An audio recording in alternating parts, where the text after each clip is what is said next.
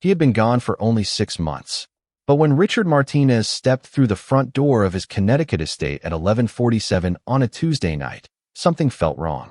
The marble floors that once echoed with warmth now felt cold beneath his Italian leather shoes.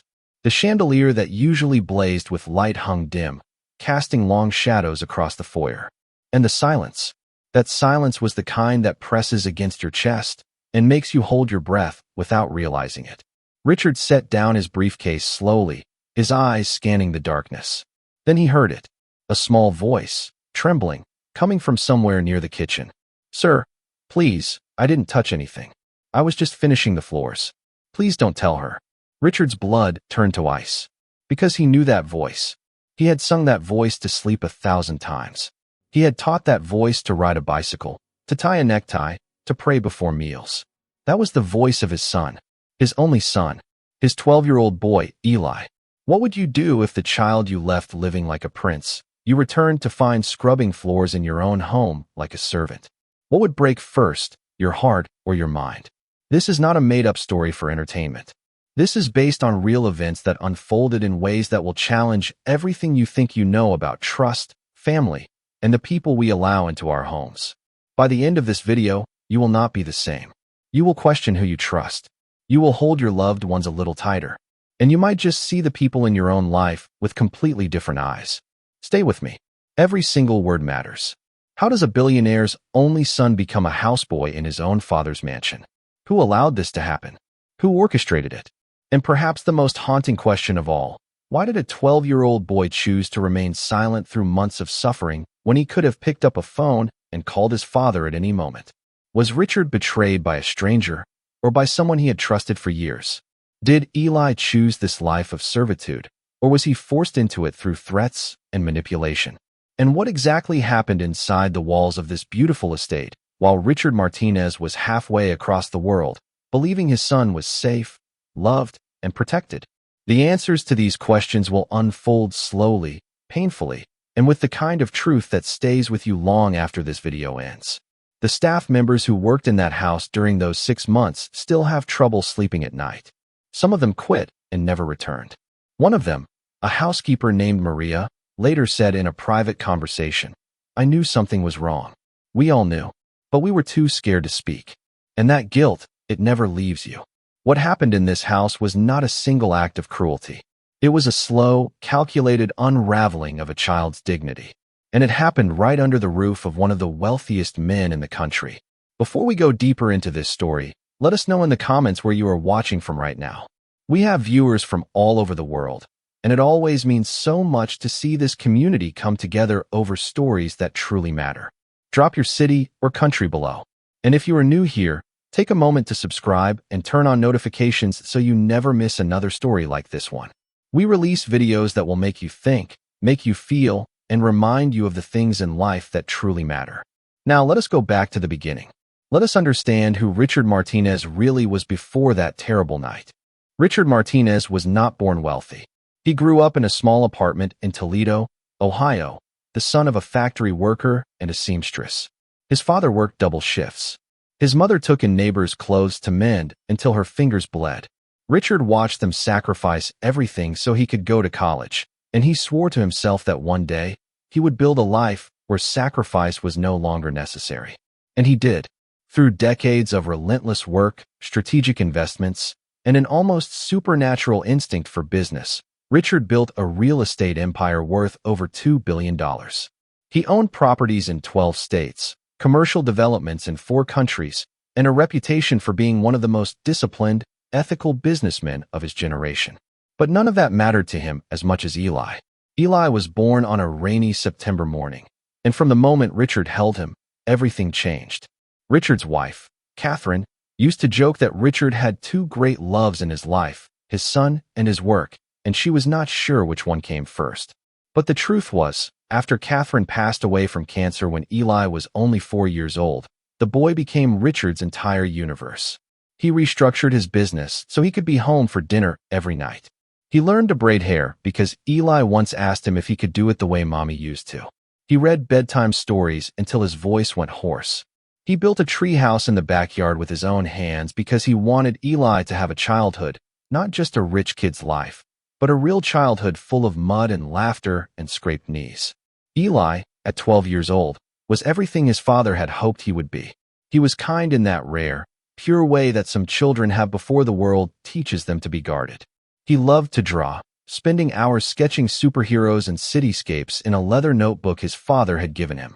He was quiet but observant, the kind of child who noticed when the housekeeper seemed sad and would leave her small notes that said things like, "You are doing a good job. Smile." The staff adored him. Maria, the head housekeeper who had been with the family for 8 years, once told a friend, "That boy has his mother's heart. When he looks at you, he really sees you." Richard and Eli had a ritual. Every Sunday morning, they would make pancakes together. Richard would mix the batter. Eli would flip them, even though he almost always made a mess. They would eat at the kitchen counter, not in the formal dining room, and they would talk about everything. About school, about the books Eli was reading, about life, about Catherine, and how much they missed her. In the spring of that year, Richard received an opportunity he could not ignore. A major investment group in Nigeria was developing a sustainable housing project that aligned perfectly with Richard's vision for ethical development. The project required his physical presence for 6 months, meetings, inspections, negotiations that could not be handled over video calls. Richard agonized over the decision. He had never left Eli for more than 2 weeks at a time. But Eli, wise beyond his years, looked at his father and said, "Dad, you always tell me that doing the right thing is hard. This sounds like the right thing. I will be okay."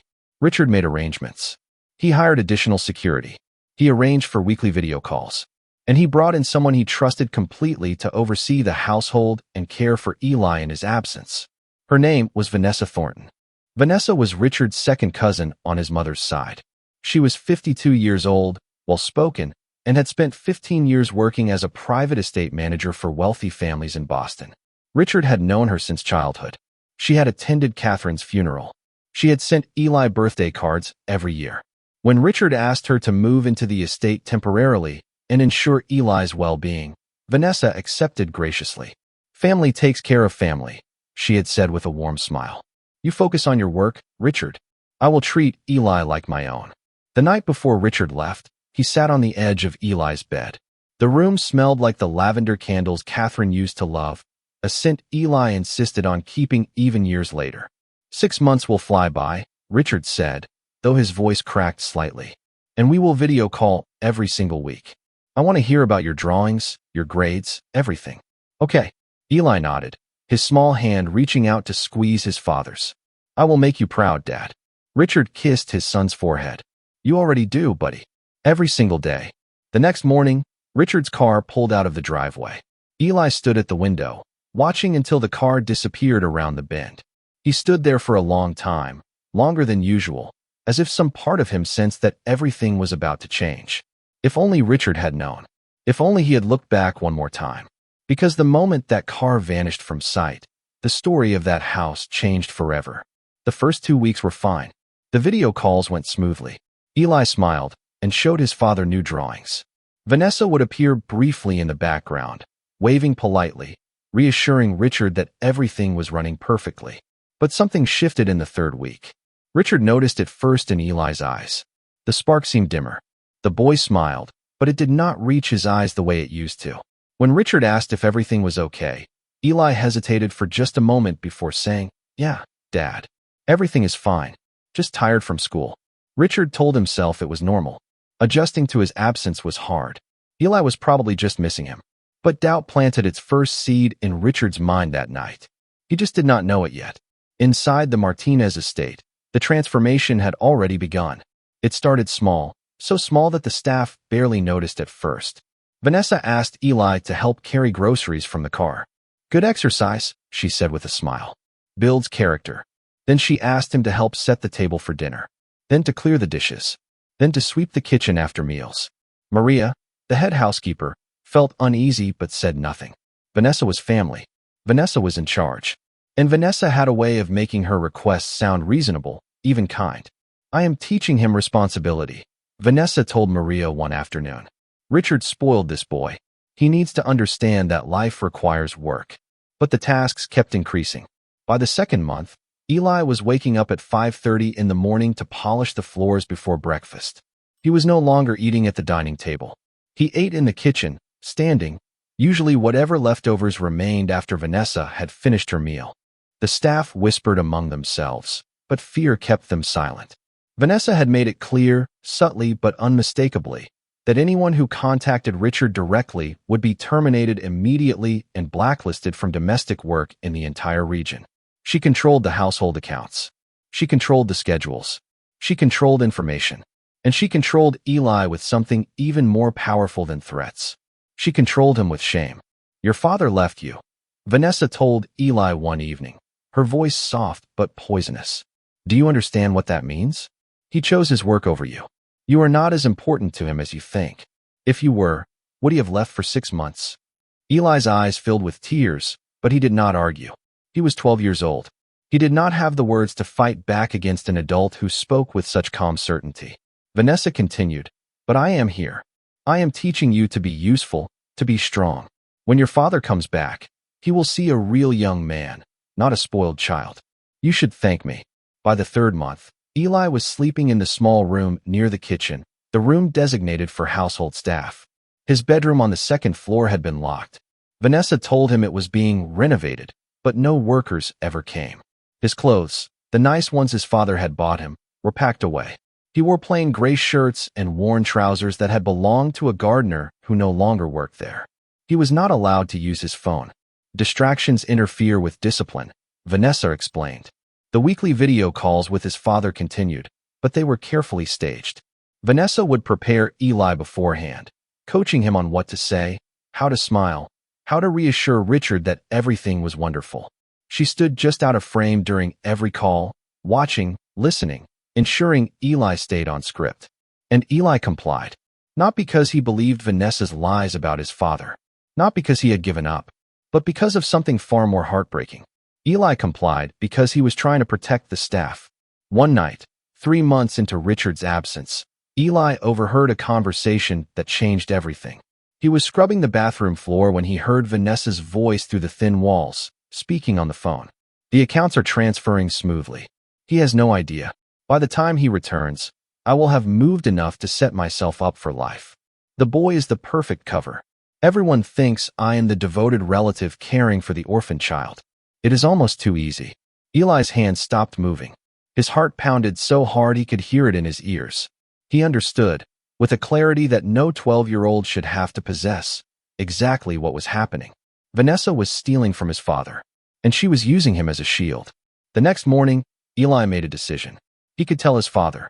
He could find a way to access a phone, send a message, reveal everything. But Vanessa had already warned him what would happen if he spoke. "If you say one word to your father, I will tell him the staff helped me. Maria, Thomas, everyone. I will say they were in on it. They will lose their jobs. They will never work again. Is that what you want? To destroy innocent people because you could not keep your mouth shut?" Eli looked at Maria that morning, the woman who had been like a second mother to him since his own mother died. He saw the fear in her eyes, the way her hands trembled when Vanessa walked by. And he made a choice that was both incredibly brave and devastatingly tragic. He chose silence. He chose to protect the people who could not protect themselves. He chose to bear the weight alone. And so the months continued. Eli scrubbed. Eli served. Eli smiled during video calls and told his father everything was fine. And every night, he lay in that tiny room near the kitchen, staring at the ceiling, wondering if his father would ever come back, wondering if his father even wanted to come back, wondering if Vanessa was right, that maybe he just was not important enough. Let me ask you something right now. Have you ever stayed silent to protect someone else, even when it meant suffering yourself? Have you ever carried a burden that no one knew about, because speaking up felt more dangerous than staying quiet? If you have, type, "I understand" in the comments. Let us see how many of us have been in situations where silence felt like the only option. Richard Martinez's flight landed at 3 in the afternoon on a Tuesday, 2 weeks earlier than scheduled. The Nigeria project had concluded ahead of timeline, and Richard had immediately booked the first flight home. He had not told anyone he was coming early. He wanted to surprise Eli. He imagined his son's face lighting up, imagined the running hug, imagined sitting together on the kitchen counter making pancakes even though it was a Tuesday. But from the moment Richard stepped through the front door, Something felt deeply, fundamentally wrong. The house was too quiet. The flowers in the foyer, which Catherine had always insisted upon and which Richard had maintained in her memory, were gone. The family photographs that lined the hallway had been rearranged, some of them missing entirely. And there was a smell in the air, faint but noticeable. Industrial cleaner, the harsh kind used in institutions, not homes. Richard set down his bag slowly. "Hello," he called out. "Eli? I am home." Silence. Then footsteps, hurried, coming from the direction of the kitchen. A woman appeared, a staff member Richard did not recognize. She was young, maybe 25, and her eyes went wide with shock when she saw him. "Mr. Martinez. We were not expecting, Miss Thornton did not say you were coming today." "Where's my son?"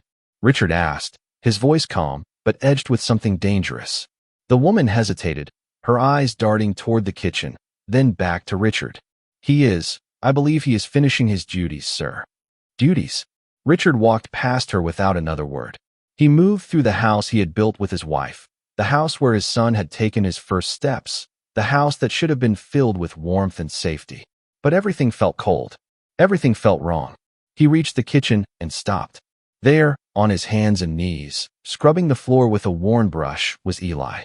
His boy, his 12-year-old son, wearing clothes that did not belong to him, with hands that were red and calloused, with a posture of someone who had learned to make himself small, invisible, unimportant. Eli looked up, and for a moment, he did not recognize his own father. Then terror flooded his face. "Sir, please," Eli stammered, scrambling to his feet. "I didn't touch anything. I was just finishing the floors. Please don't tell her. I will work faster. I am sorry." The words hit Richard like physical blows. "Sir, don't tell her. I am sorry." This was not his son speaking. This was a servant, a frightened child who had been broken down so completely that he could not even recognize his own father standing in front of him. "Eli," Richard whispered, his voice cracking. "Eli, it is me. It is Dad." Eli blinked. Once, twice, and then something shifted in his eyes. Recognition, disbelief, and then, like a dam breaking, tears. "Dad." Richard crossed the kitchen in 3 steps and pulled his son into his arms. Eli was shaking, sobbing, his small body convulsing with months of suppressed fear and grief and loneliness.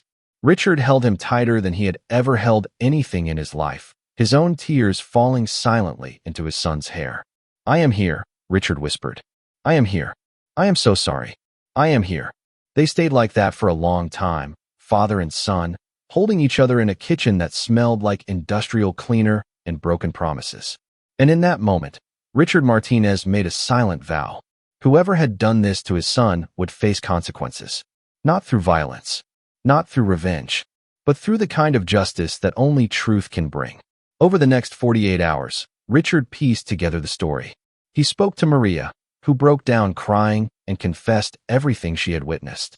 He spoke to Thomas, the groundskeeper, who had seen Eli carrying heavy equipment that no child should lift.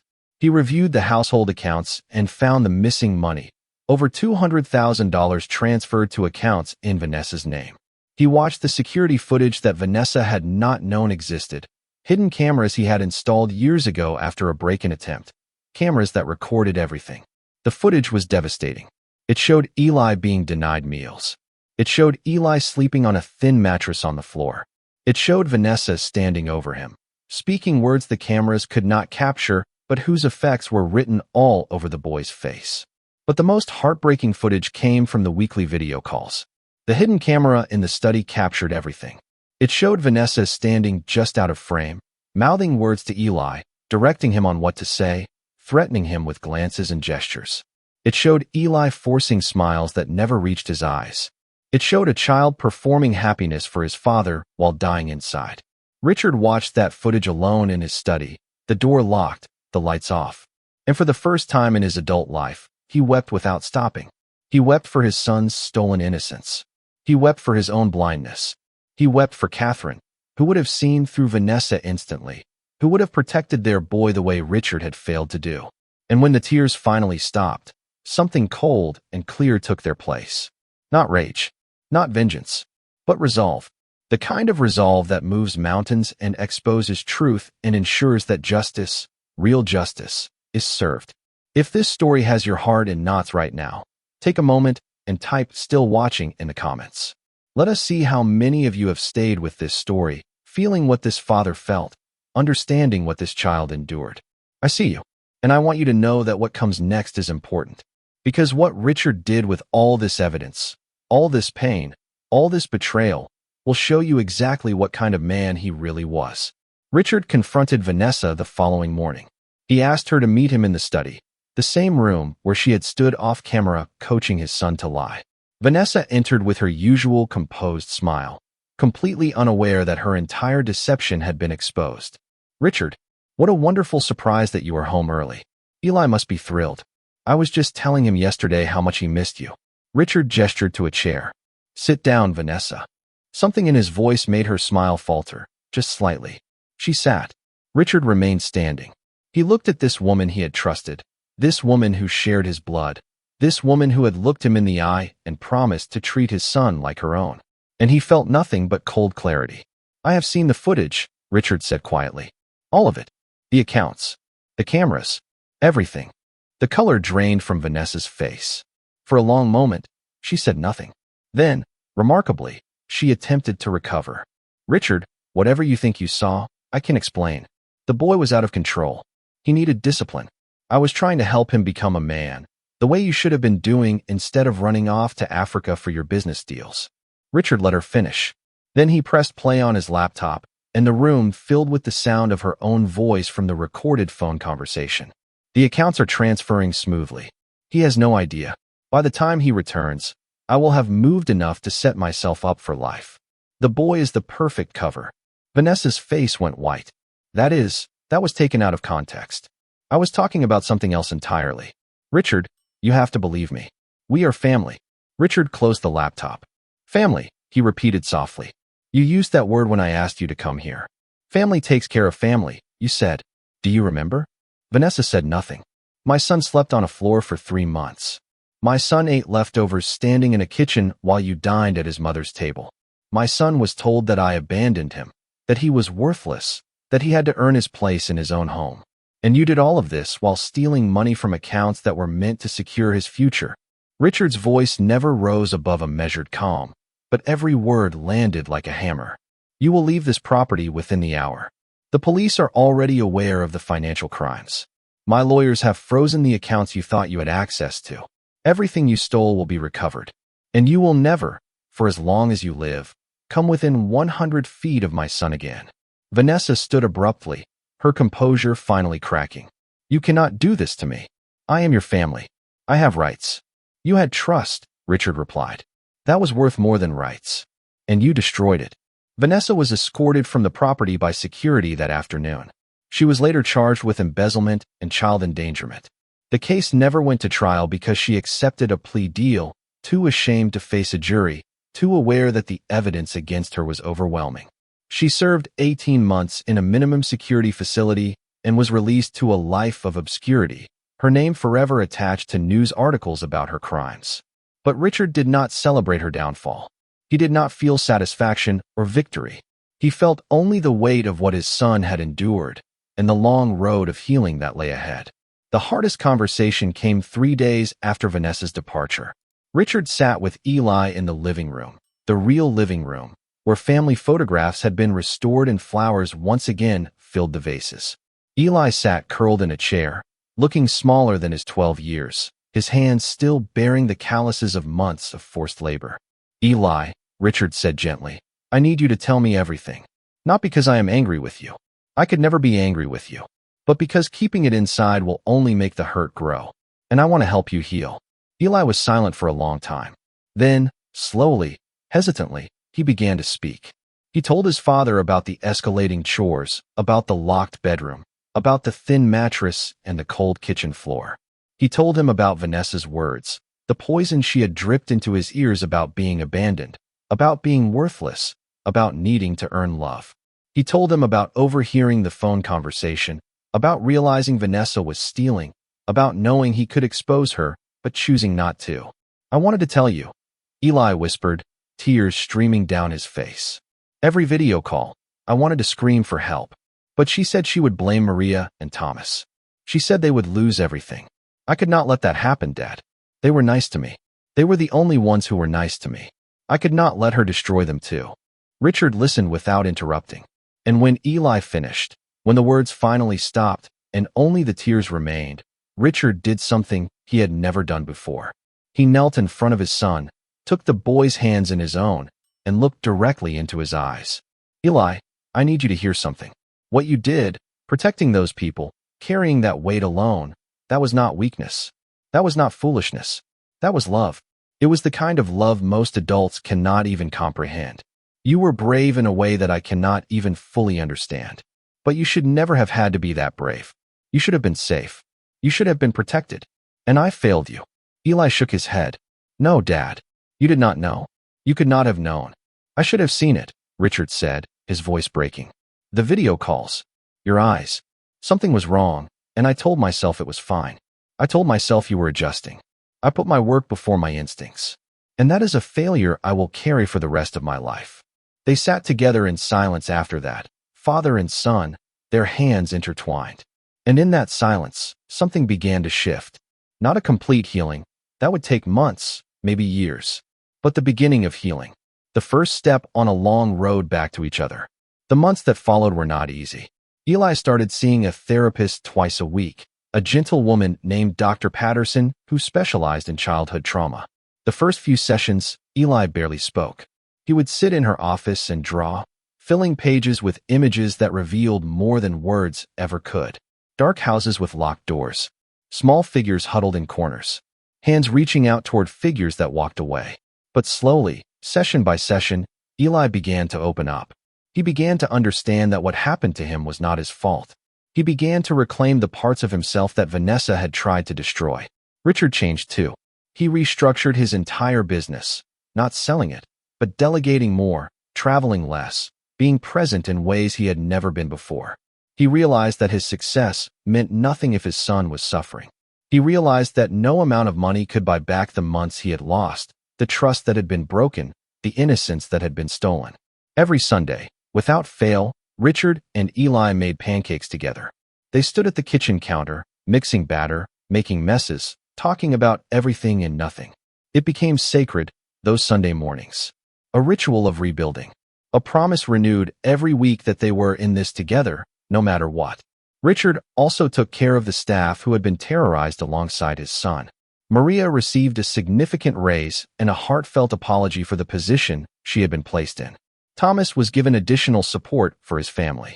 The young woman who had greeted Richard on the day of his return was offered counseling and a path forward that did not involve carrying guilt for something that was never her fault. These people were victims too, Richard told a friend. They were trapped by someone with power over them. I will not punish them for surviving the only way they knew how. One evening, about 8 months after Richard's return, Eli came to his father with something in his hands. It was his old leather notebook, the one Richard had given him years ago for his drawings. Eli opened it and showed his father the last page. It was a drawing, simple but powerful. A house with all its windows lit up. 2 figures standing in the doorway, one tall and one small, holding hands. Above them, written in Eli's careful handwriting, were the words, "Home is not a place. Home is who loves you." Richard stared at that drawing for a long time, unable to speak. When he finally looked at his son, Eli was smiling. A real smile. The kind that reached his eyes. If you are still here, still watching, I want you to take a moment and reflect on something. How many of us have trusted someone who did not deserve that trust? How many of us have placed our faith in family members or friends or colleagues, only to discover that they were not who we believed them to be? And here is the harder question. How many of us have stayed silent when we witnessed something wrong, because speaking up felt too dangerous, too complicated, too costly? This story is about betrayal, yes, but it is also about the courage of a child who chose to protect others at his own expense. It is about a father who learned that presence matters more than provision. And it is about the power of love to rebuild what cruelty has broken. Richard Martinez is a wealthy man. He has properties and investments and a name that opens doors in boardrooms across the world. But ask him today what his greatest asset is, and he will not hesitate. My son, he will tell you. My son is everything. And I almost lost him because I thought being a good father meant providing instead of being present. I will never make that mistake again. Eli is 16 now. He is thriving in school, has close friends, and still loves to draw. His artwork has evolved, no longer filled with dark houses and locked doors.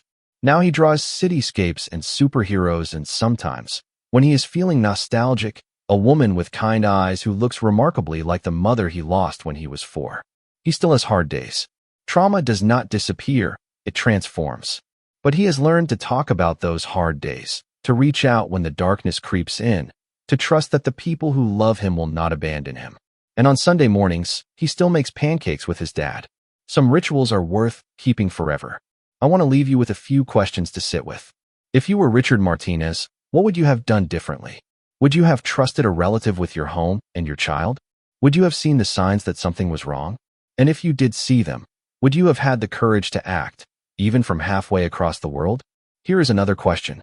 Do you believe silence protects, or does silence destroy? Eli believed he was protecting Maria and Thomas by staying quiet. But in doing so, he allowed his own suffering to continue. Was he right? Was he wrong? Or is the answer more complicated than right and wrong? And finally, I want you to think about your own life. Is there someone you have trusted who perhaps does not deserve that trust? Is there a situation in your home, your workplace, your family where something feels wrong, but you have not spoken up? What would it take for you to find your voice? These are not easy questions. They do not have easy answers. But they are the questions that matter, the ones that, when we sit with them honestly, can change the way we live. Type your thoughts in the comments. I read every single one, and I am always amazed by the wisdom and honesty this community brings to these conversations. Now, if you think this story was incredible, wait until you hear what we have coming next. A nurse working the overnight shift opens a letter left at the hospital reception desk at 3 in the morning. The letter is addressed to a patient who died 6 years ago, but the handwriting belongs to someone who should not be alive. What unfolds next will challenge everything you believe about coincidence, fate, and the connections that bind us across time and space. Make sure you are subscribed and have notifications turned on so you do not miss that story when it drops. Thank you for staying with me through this entire video. Thank you for caring about Eli's story, about Richard's journey, about the lessons that emerge when we look honestly at our lives and relationships. Stories like this remind us that we are all connected, that our choices matter, that love is stronger than cruelty, even when cruelty seems to have the upper hand. Subscribe if you have not already. Share this video with someone who needs to hear it. And remember, every life has a lesson. Every struggle has meaning. And every act of love, no matter how small, ripples outward in ways we may never fully see. Until next time, take care of the people you love. And let them take care of you too.